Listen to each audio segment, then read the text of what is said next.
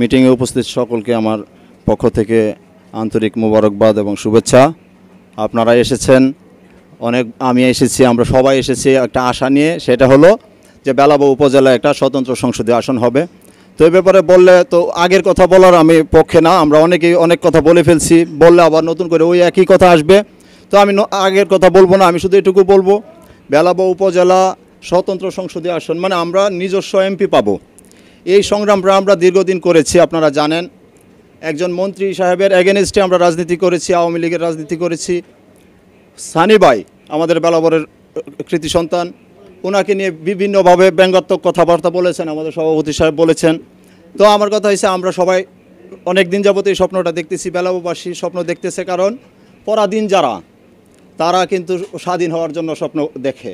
তো আমরা যেহেতু পরাধীন, স্বাধীন দেশে পরাধীন, আমরা স্বাধীন হওয়ার স্বপ্ন দেখি।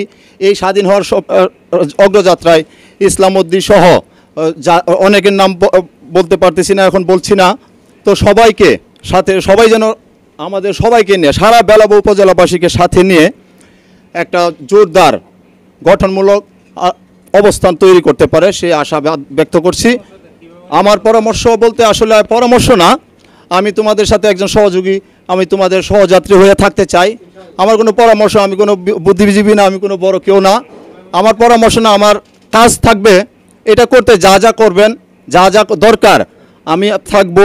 পাশাপাশি আমি আমার যারা আছে, আমি আমার সবাইকে বলবো আপনারা দয়া করে এই আন্দোলনের সাথে, আন্দোলন না, এই ন্যায্য দাবির পক্ষে আপনারা আমাদের আওয়াজ তুলুন। একদিন একজন দুইজন করে আজকে যে পরিবেশটা হয়েছে, অত্যন্ত সুন্দর একটা পরিবেশ হয়েছে, হয়তো আরও অনেক বড় পরিসরও হইতে পারতো।